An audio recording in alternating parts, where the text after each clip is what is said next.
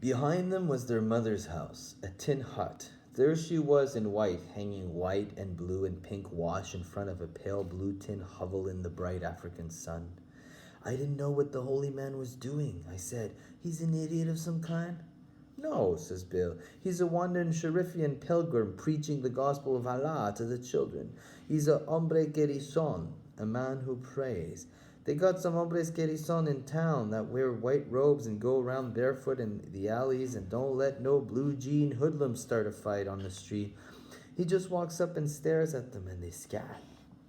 Besides, the people of Tangiers ain't like them and like the people of West Side New York. When there's a fight starts in the street among the Arab hoods, all the men rush up out of mint tea shops and beat the shit out of them. They ain't got men in America anymore. They just sit there and eat pizzas before the late show, my dear. This man was William Seward Burroughs, the writer, and we were heading now down the narrow alleys of the Medina. The Casbah is only the fort part of town, to a little bar and restaurant where all the Americans and exiles went. I wanted to tell somebody about the shepherd boy, the holy man, and the man on the tracks, but no one was interested. The big fat Dutch owner of the bar said, "I can't find a good poi in this town," saying poi, not boy, but meaning boy. Burroughs doubled up in laughter. We went from there to the late afternoon cafe where sat all the decayed aristocrats of America and Europe and a few eager, enlightened, healthy Arabs or near Arabs or diplomats or whatever they were. I said to Bill, "Where do I get a woman in this town?" He said, "There's a few whores that hang around. You have to know a cab driver or something. Or better than that, there's a cat here in town from Frisco, Jim. He'll show you what corner and what to do."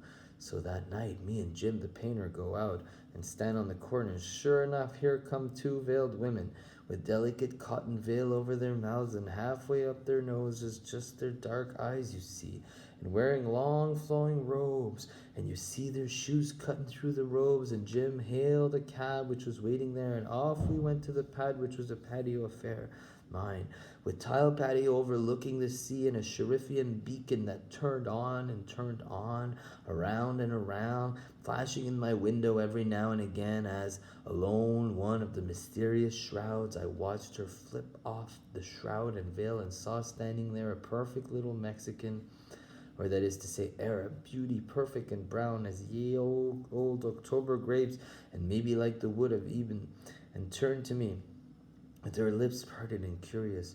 "Well, what are you doing standing there?" So I lighted a candle on my desk. Where she left, When she left, she went downstairs with me, where some of my connections from England and Morocco and USA were all blasting home. Many made pipes of opium and singing Cab Calloway's old tune, "I'm gonna kick the gong around." On the street, she was very polite when she got into the cab. From there, I went to Paris later, where nothing much happened except the most beautiful girl in the world who didn't like my rucksack on my back and had a date anyway with a guy with a small mustache who stands hand in side pocket with a sneer in the nightclub movies of Paris. Wow! And in London, what do I see but a beautiful, heavenly, beautiful blonde standing against a wall in Soho calling out to well-dressed men. Lots of makeup, with blue eyeshadow. The most beautiful women in the world are definitely English. Unless, like me, you like 'em dark. But there was more to Morocco than walks with Burroughs and whores in my room.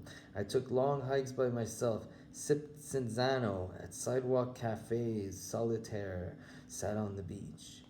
There was a railroad track on the beach that brought the train from Casablanca. I used to sit in the sand watching the weird Arab brakemen and their funny little CFM railroad, Central Ferrocarril Morocco. The cars had thin-spoked wheels, just bumpers instead of couplings, double cylindrical bumpers each side, and the cars were tied on by means of a simple chain. The tagman signaled with ordinary stop hand and go-ahead goose and had a thin, piercing whistle and screamed in Arabic, spinning from the throat to the rear man. The cars had no handbrakes and no rung ladders. Weird Arab bums sat in coal hoppers being switched up and down the sandy seashore expecting to go to Tetuan. One brakeman wore a fez and balloon pantaloons. I could just picture the dispatcher in a full jalaba robe sitting with his pipe of hashish by the phone. But they had a good diesel switch engine with a fezzed hoghead inside at the throttle and a sign on the side of the engine that said, "Danger Amar," danger unto death. Instead of handbrakes, they ran rushing in flowing robes and released a horizontal bar that braked the wheels with brake shoes. It was insane. They were miraculous railroad men. The tagman ran, yelling, "Thea, Thea, Mohammed, Thea." Mohammed was the headman. He stood up at the far end of the sand, gazing sadly. Meanwhile, veiled Arab women in long Jesus robes walked around picking up bits of coal by the tracks for the night's fish, the night's heat. But the sand, the rails, the grass was as universal as old Southern Pacific. White robes by the blue sea, railroad birds sang. I had a very nice room, as I say, on the roof with a patio. The stars at night, the sea, the silence, the French landlady, the Chinese housekeeper, the 6'7" Hollander pederast who lived next door and brought Arab boys up every night. Nobody bothered me.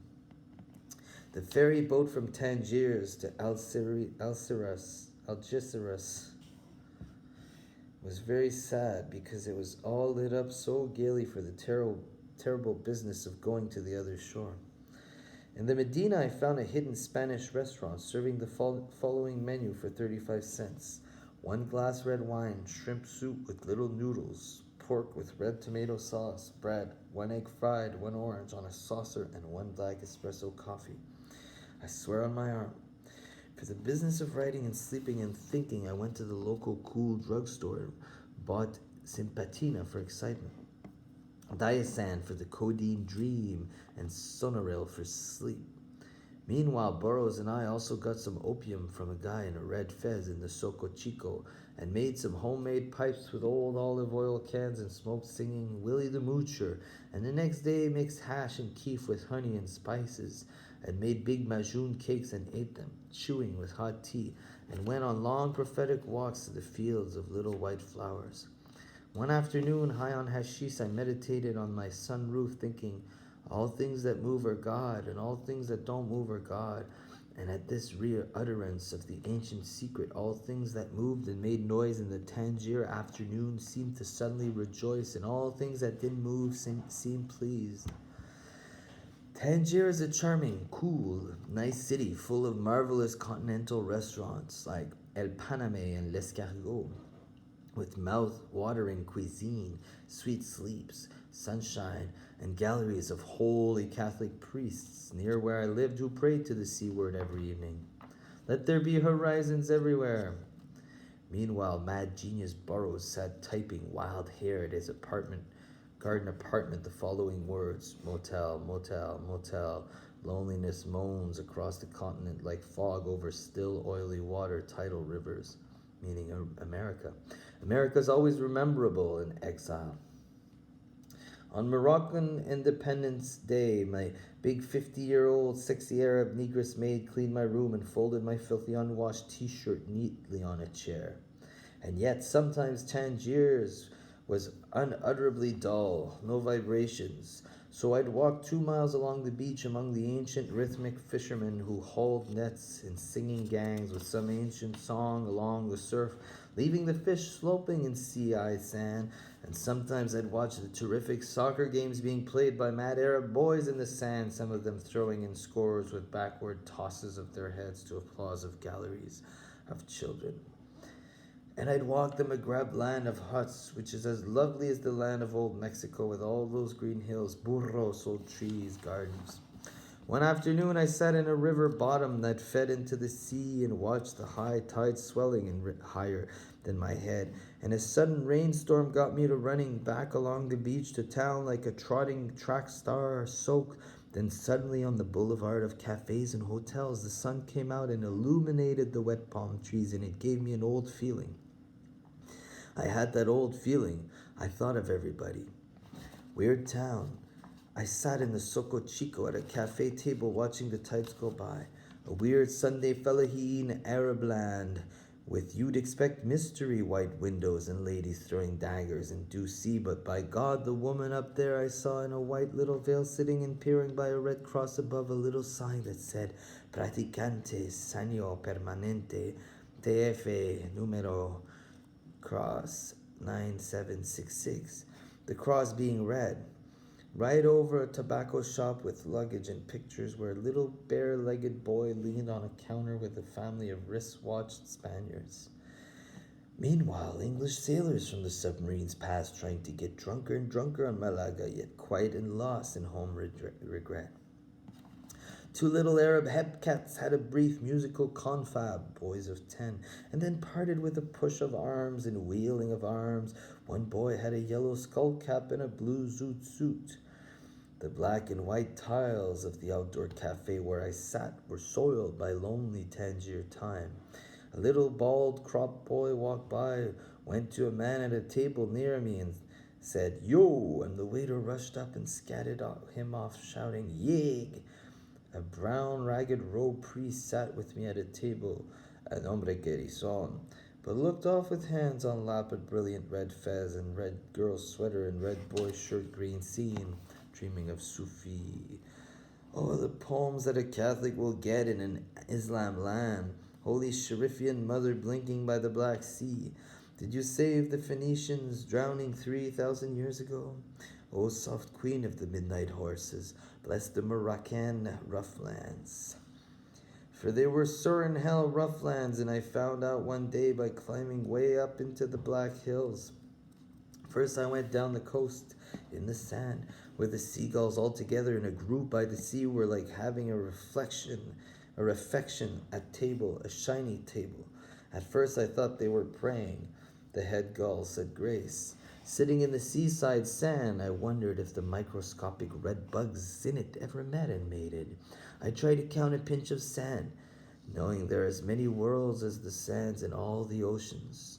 O honored of the worlds, for just then an old robed bodhisattva, an old robed bearded realizer of the greatness of wisdom came walking by with a staff and a shapeless skin bag and a cotton pack and a basket on his back with white cloth around his hoary brown brow.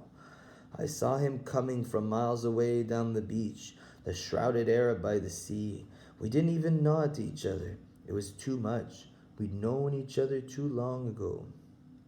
After that, I climbed inland and reached a mountain overlooking all Tangier Bay and came to a quiet shepherd's slope.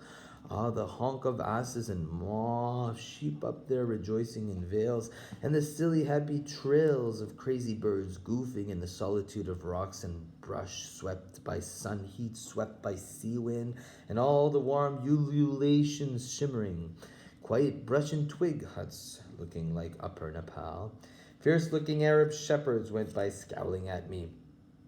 Dark-bearded, robed, bare-kneed. To the south were the distant African mountains. Below me on the steep slope where I sat were quiet powder-blue villages.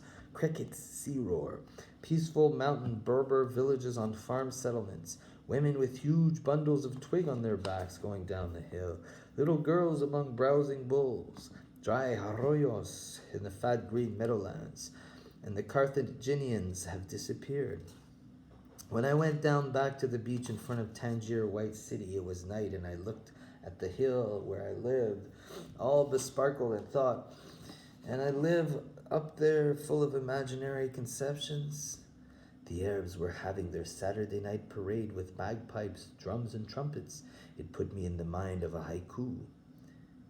Walking along the night beach, military music on the boulevard.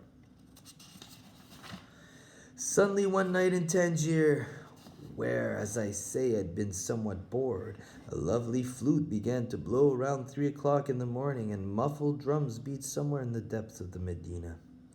I could hear the sounds from my sea-facing room in the Spanish Quarter, but when I went out on my tiled terrace, there was nothing there but a sleeping Spanish dog.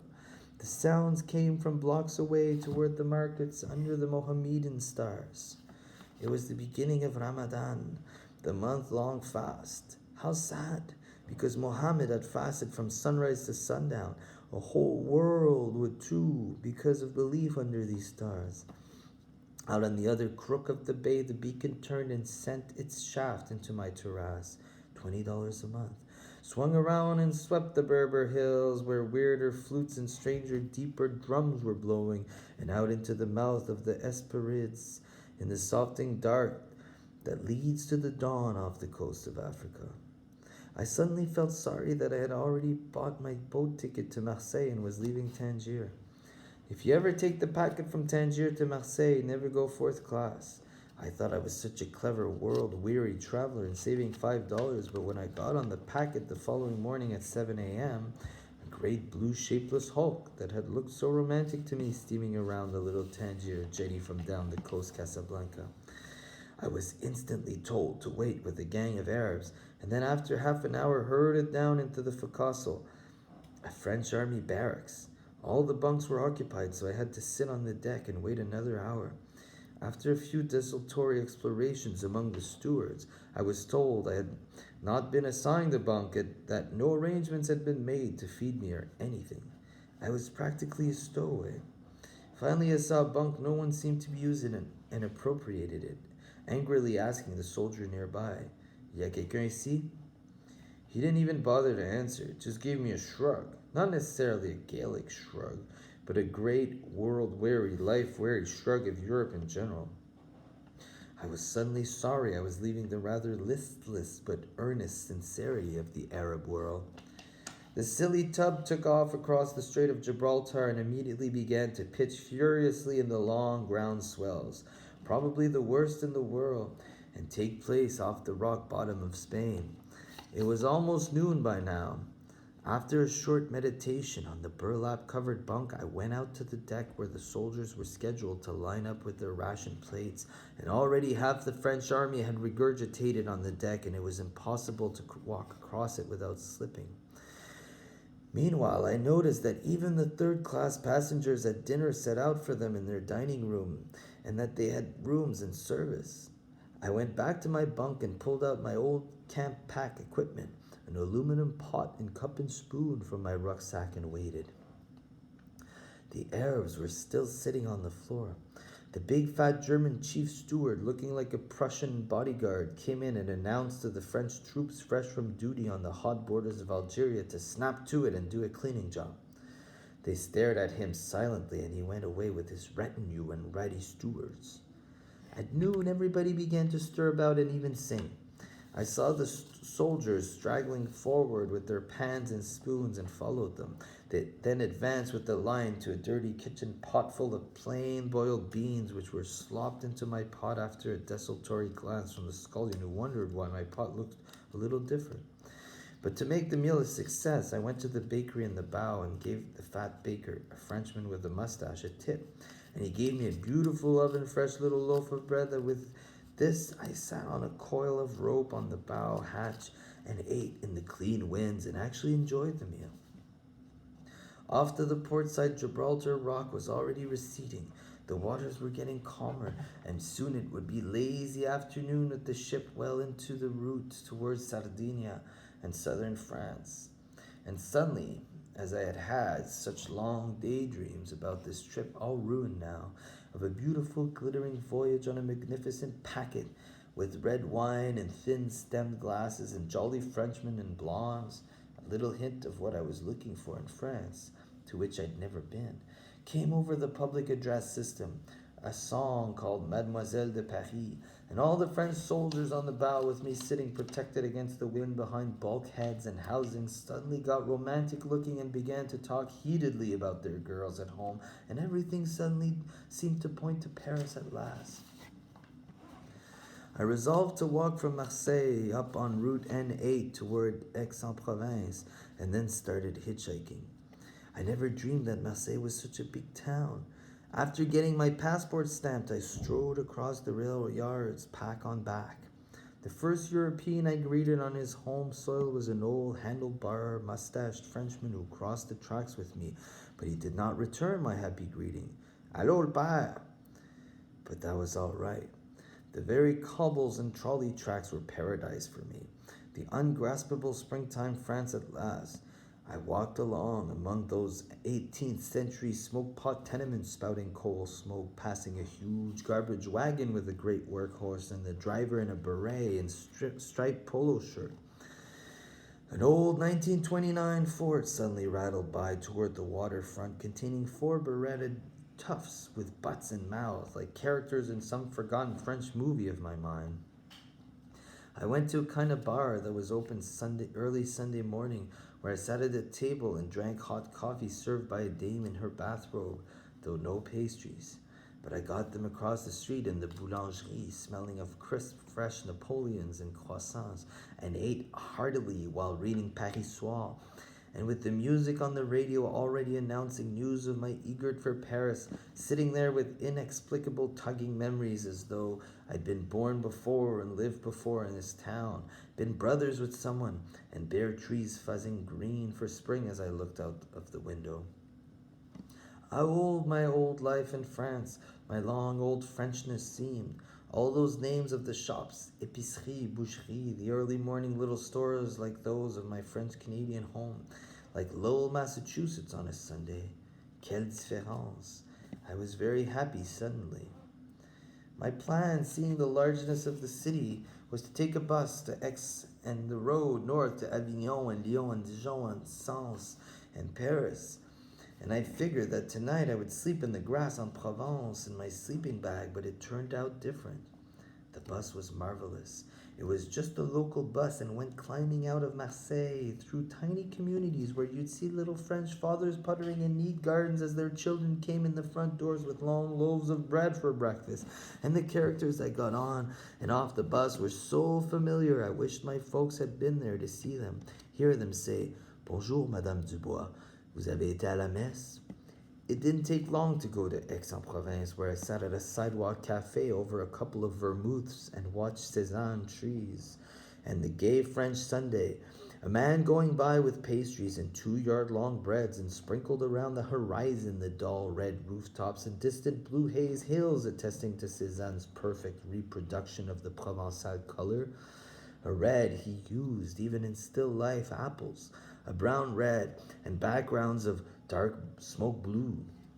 I thought, the gaiety, the sensibleness of France is so good after the moroseness of the Arabs.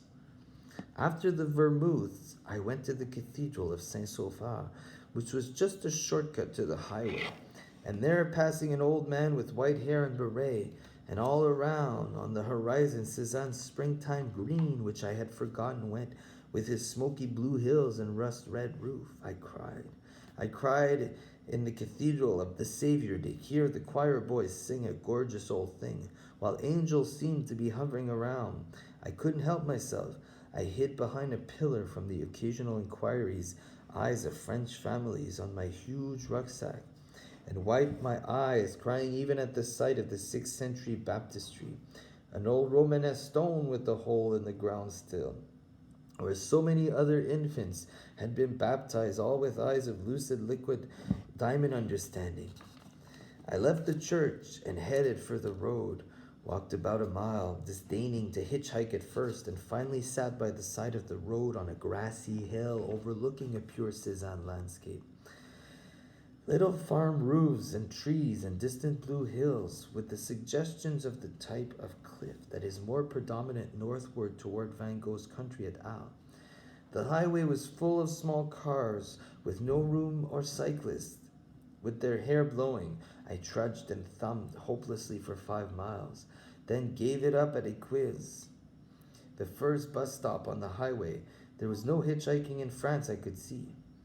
At a rather expensive cafe Négué, with French families dining in the open patio, I had coffee, and then, knowing the bus would come in about an hour, went strolling down a country dirt road to examine the inner view of Cézanne's country, and found a mauve-tan farmhouse in quiet, fertile, rich valley, rustic, with weathered pink powder roof, tiles, a gray-green mild warmness, voices of girls, gray stacks of bald hay, a fertilized chalky garden, a cherry tree in white bloom, a rooster crowing at midday mildly, tall Cézanne trees in back, Apple trees, pussy willows in the meadow and the clover. An orchard, an old blue wagon under the barn port. A pile of wood, a dry white twigged fence near the kitchen.